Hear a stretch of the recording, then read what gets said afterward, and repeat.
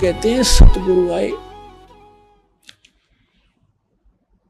अब जैसे स्वामी जी रामानंद जी को सारा कुछ ज्ञान समझाया, फिर वह थोड़ी सी अकड़ और रहेगी उसके मन में। कहा कि मेरी समाधि लगती है, मुझे प्रकाश दिखाई देता है, मुझे धुनें सुनती है। तब मालिक ने कहा 5 वर्ष की आयु में खड़े सामने एक धानक के बालक ने, यानी संसारिक दृष्टि से लोग धानक समझते थे, जुलाहा समझते थे, वो परमात्मा आए थे। क्योंकि वो स्वयं भी कहते हैं हम अवगत से चल आए भाई, हमारा कोई भेद मरम नहीं पाया। फिर कहते हैं मात पिता मेरे कोई ना ही, ना मेरे गरदासी, और जुल्हे का सुत आन कहाया, जगत करे मेरी हासी। मैं जुल्हा के ने मुझे उठा लिया, उसको मैं मिला, और इसके घर रहने से मैं जुल्हा कहलाता हूँ, जुल्हे का पुत्र कहलाता हूँ, इसलिए संसार मेरी मजाक उड़ा रहा है। तो मैं पूर्ण परमात्मा हूँ, तारण तरण अभय दाता मैं हूँ कबीर अविनाशी। तो यहाँ रामानंद जी से परमात्मा ने गोष्ठी की। रामानंद जी ने कहा जी मैं अंदर समाधिस्थ होता हूँ। जो परमात्मा ने कहा कि समाधिस्थ होइए। अब समाधिस्थ हो क्या, कहाँ जाके त्रिवेणी, कहते योग युक्त प्राणायाम कर और जीता सकल शरीर, वो त्रिवेणी के घाट पे अटक रहे बलवीर। आगे जाके 3 रास्ते हो जाते हैं, और सामने वाला रास्ता है ऊपर जाने को। तो सामने वाले रास्ते को काल ने ब्लॉक रखा है, इनके यहाँ के किसी मंत्र से भी नहीं खुल सकता, ओम से भी नहीं खुल सकता। इसलिए तत्व मंत्र की आवश्यकता है इसके साथ, इस सामने वाले रास्ते को खोलने के लिए। ब्रह्मरंध्र का घाट है, कहते हैं ब्रह्मरंध्र के घाट को खोल न सकता एक, और द्वारे से फिर जाते हैं से बहुत अनेक, वहां से धक्के खा के उल्टे आ जाते हैं और उसको अपनी अंतिम उपलब्धि मान लेते हैं। तब परमात्मा ने कहा कि ये 3 रास्ते हो गए, अब कहाँ जाओगे? अग्नि पता नहीं, बस ये पता तुझे मरने के बाद लगेगा। मृत्यु के उपरांत आप जाओगे इस रास्ते, इस मार्ग पे। इस मार्ग में आगे चल के सबसे पहले धर्मराज का लोक मिलेगा, वहां आपका अकाउंट होगा, और वहां से आप जिस भी इष्ट की उपासना कर रखी है उस लोक में आपको भेज दिया जाएगा। आप विष्णु जी को इष्ट रूप में पूज रहे हो, आपको विष्णु लोक में जाओगे, और वहां अपने पुण्यों को समाप्त करके फिर 84 लाख में फिर आओगे। इन बातों से तो स्वामी जी परिचित भी थे। फिर बताया कि सामने वाला जो मंत्र है ये ब्रह्मरंध्र का द्वार है, इसने खोल के दिखाओ। किसी भी मंत्र से, किसी योग से, साधना से सारे कुछ कर लिया लेकिन नहीं खुला। तो परमात्मा ने कहा कि मैं खोलूं इसको, खोलो जी।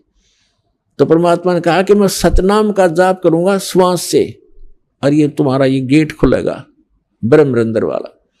तो सतनाम का जाप मालिक ने, वो तो लीला थी, वैसे भी खोल सकते थे, लेकिन हमारे लिए हथियार बताया है। तो तुरंत वो कपाट खुल गए, सतगुरु खोल ले बजर कपाटा, बजर के कवाड़ खुल गए एकदम फटाक देसी। तो परमात्मा रामानंद जी को लेकर गए ऊपर, काल दिखाया।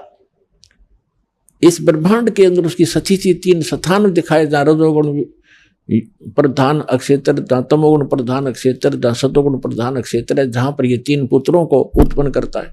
फिर ऊपर तपस्शिला दिखाकर फिर जो 11वां द्वार पार किया, 11वां द्वार प्रवेश होता है इस 7 संघ ब्रह्मांड जो है अक्षर पुरुष का, उसमें प्रवेश होते हैं। और वो सतनाम का जो दूसरा मंत्र है तत्, उसकी शक्ति से, उसकी कमाई से उसमें प्रवेश किया जाता है। फिर 12वां द्वार है जो अक्षर पुरुष के लोक की सीमा को पार करके भंवर गुफा में प्रवेश करते हैं। तो भंवर गुफा से आगे सतलोक आ जाता है। भंवर गुफा तो वैसे प्रत्येक ही लोक में जाने के लिए वो आती है, प्रत्येक की वो अपने अपने ड्यूटी सभी की लग बनी हुई है। तो फिर 12वां द्वार पार करके सतलोक आता है। अभी तक ये कोई 10वें शोर मचा रखा था। एक जम्मू में रांजड़ी के अंदर मधु परमहंस को कख पता नहीं, उसने गलती से एक 11वीं खिड़की पढ़ ली कबीर साहब ने, कबीर साहब के ग्रंथ साहब में, कबीर सागर में। छाती कुटे, गर्मा द्वार पा गया, किसी को नहीं ब्रह्मांड में पता, गर्मा द्वार पा गया। वो तो उसने तो वो पा गया जैसे हंसी में लिखा बोर्ड के बरवाला आगे अगला ना पड़ा 30 किलोमीटर 35 किलोमीटर।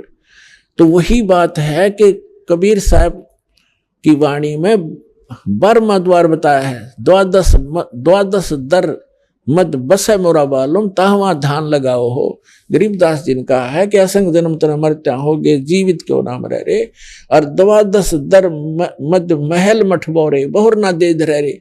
वो बर्मा द्वार पार करके वो स्थान है जहां पुनः जन्म नहीं होता। तो इस प्रकार जब रामानंद जी को ऊपर ले गए और सिंहासन पर, एक गोमज के अंदर बहुत बड़ा सुंदर सिंहासन है, सफेद मालिक के सिर पे मुकुट है और ऊपर सफेद ही छत्र है, और मालिक के मुकुट से बहुत गजब की, बहुत ही अच्छी एक प्रकाश और चमक अजीब और गरीब है। तो वहां जाके रामानंद जी ने देखा कि सचमुच भगवान तो ये है। तो कबीर साहब चौर करने लगे उस परमात्मा के ऊपर, नीचे से बालक रूप में गए थे। थोड़ी सी देर में वो सिंहासन पर विराजमान महापुरुष परमात्मा खड़े हुए, जिसके एक रोमकूप में करोड़ सूर्य करोड़ चंद्रमा मिला जितना नूर है उस मालिक की रोशनी का, वो भी फीकी पड़े। करोड़ सूर्य करोड़ चंद्रमा की रोशनी एक रोम की, इतनी शोभा दाता की। वो खड़े हुए और कबीर साहब बैठ गए उस सिंहासन पर, असंग ब्रह्मांड के सिंहासन पर। 5 वर्ष का बालक विराजमान हो गया। रामानंद जी की बुद्धि चक्कर काट गई कि ये जुलाहे का बालक और ये परमात्मा दिखे सामने खड़ा, ये तो अंडरस्टूड हो गया भी यहाँ आकर के। और इस पर बालक बैठ गया भगवान के सिंहासन पर, और भगवान ने आसन छोड़ दिया। इतने में क्या देखा कि वो चौर करने लग गया। जो मालिक बैठे थे असंग ब्रह्मांड के स्वामी, और 5 वर्ष का बालक सिंहासन पर तख्त पर बैठा, उस पर चौर करने लगे। अब रामानंद जी का सिर घूम रहा था कि ये हो क्या रहा है। इतने में क्या हुआ, वो ये सोच रहा था इनमें भगवान कौन सा है। तेजो में शरीर जो वाला भगवान था, वो 5 वर्ष के बालक जो सिंहासन पर बैठा था उसमें समा गए, और वहां उस उतनी ही तेज उस मालिक के 5 वर्ष के बालक के उस शरीर की होगी। एक एक रोम को इतना तेजों में हो गया, और चौर अपने आप घूम रहा है। तब परमात्मा ने कहा कि रामानंद, अनंत कोट ब्रह्मांड का एक रति निभार और सतगुरु पुरुष कबीर हैं ये कुल के सज्जनान, गरीबदास जी का। तो परमेश्वर ने कहा कि आप अभी भ्रम में थे बच्चा, और जाओ अब नीचे अपना। अब स्वामी जी जो ही वापस आए, और परमात्मा ने वहां कहा था कि सतनाम से मोक्ष होगा, इस ओम के नाम तो नहीं। तुम ओम नाम पर गाटा जोड़ रहे हो। तुमने तो हासी तक देख लिया 35 किलोमीटर, 35 ना पड़ा, बरवाला जुड़े बैठेगी झोला टेक के, ये बरवाला आ गया। तब उन्हें नीचे छोड़ दिया। नीचे छोड़ता एकदम समाधि टूटी, शरीर से बाहर होश में आया। समाधि क्या चीज है? अंदर हमारे नजारे बने हुए इस बॉडी के अंदर चैनल लगे हैं, जिसको कमल कहते हैं, कमल चक्कर कहते हैं। एक सबसे नीचे गणेश जी का चक्र है, ये रीढ़ की हड्डी है, ये भी बैकबोन बोला जिसने। इसके एंड में जहां गुदा के पास ये समाप्त होती है, उससे 2 उंगल ऊपर गणेश जी का एक चक्र है, कमल जैसी पंखड़ियां की कांचड़ी सी बनी हुई हैं। और उसको जब इस प्रथम मंत्र में आपको दिए जाते हैं, इन सभी कमलों को ऑन, ये चैनल ऑन करने के लिए मंत्र दिए जाते हैं, क्योंकि अब आपके सब के भक्तिहीन हो, और ये सभी कमल पिचके पड़े हैं, जैसे गाय भैंस के दूध ना हो सतन में, जो भैंस का दूध ना हो, यानी ना बच्चा उत्पन्न हुआ हो और दूध छूट नहीं आ रहा हो, तो उस समय उसके थन ऐसे लटके रहते सतन।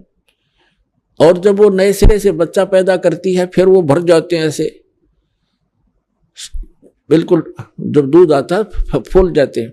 इसी प्रकार आपकी जो भक्ति स्टार्ट होएगी, इस भक्ति से आपके फिर ये सभी कमल खिलने शुरू होंगे। अब तो ये न्यू मुरझारे, फिर धीरे धीरे ऐसे कर लेंगे इस मंत्र की भक्ति से। तो जो ये जो महापुरुष ऋषि महर्षि हुए क्या किया करते थे, साधना करा करते, अठयोग कर करके। तो अठयोग भक्ति कौन करेगा, आपको बताया कि जो पूर्व जन्म के संस्कारी होंगे वे भक्ति पर लग रहे हैं, बेचारे संघर्ष कर रहे हैं, चाहे उनको कहीं जाना पड़े, कुछ भी करना पड़े, घर भी त्यागना पड़े, वो तैयार है करने को। लेकिन रास्ता ना मिलने से वो सब सैक्रिफाइस भी व्यर्थ होता है, वह कुर्बानी भी गलत सिद्ध हुई उनकी।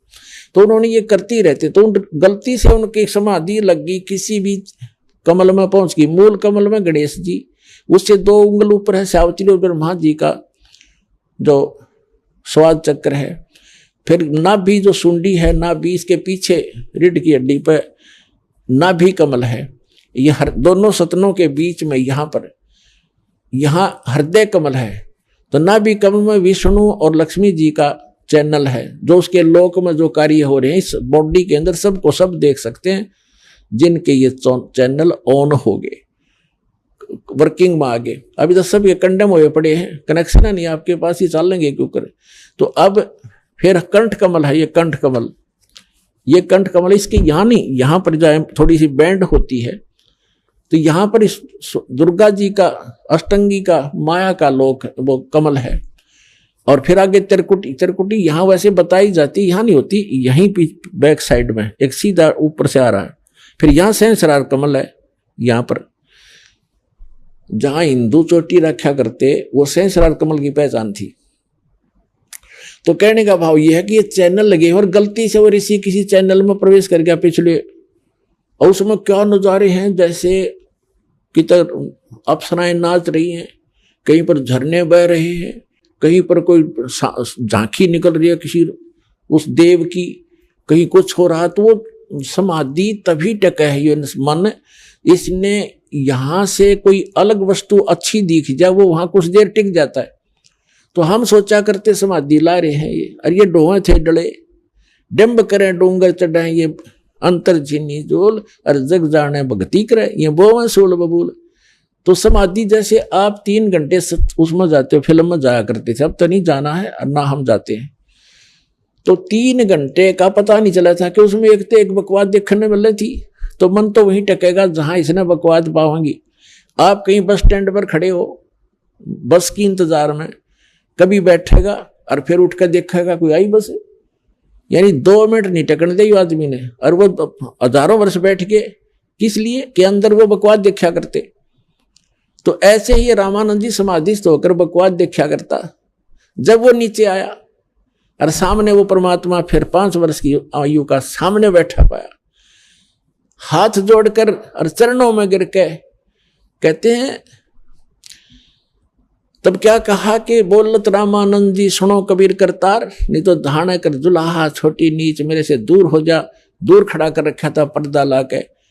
और फिर कहते हैं कि बोलत रामानंद जी सुनो कबीर करतार, गरीबदास सब रूप के तुम ही सर्जनार। 2 ठोड़ है एक तू भया एक से 2, और गरीबदास हम कारणे आए हो स्मग दो। तुम साहेब तुम संत हो, तुम सतगुरु तुम हंस, और गरीबदास तेरे रूप बिना और न दूजा अंश।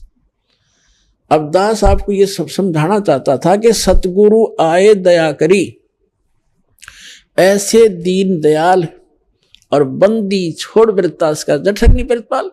तो यहां रामानंद जी भी कह रहे कि तुम साहेब, तुम परमात्मा ही भी तुम ही हो, और तुम साहेब तुम संत हो। जो संत के अंदर क्वालिटी होनी चाहिए वो आप हो। तुम सतगुरु तुम साहेब तुम संत हो, तुम सतगुरु तुम हंस, सच्चे गुरु भी आप ही हो। एक हंस यानी एक भक्त, हंस कौन होता है? पक्षी होता है, जो उसमें क्वालिटी होती है दूध और पानी को अलग अलग कर देगा चोंच डबोते। तो आप हंस भी आप ही हो जिसने दूध और पानी छान लिया, भिन्न भिन्न कर लिया, सच्चाई सच्चा ज्ञान क्या है और गलत ज्ञान क्या है।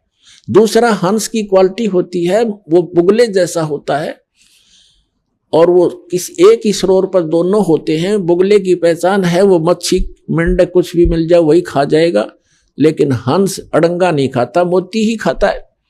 तो इसी प्रकार हंस का मतलब है ये संसार के जो राजनीति, यहाँ के जो पद, इसके लिए सारा जीवन खो देना, ये माया जोड़ना, ये तो है एक बुगले का काम।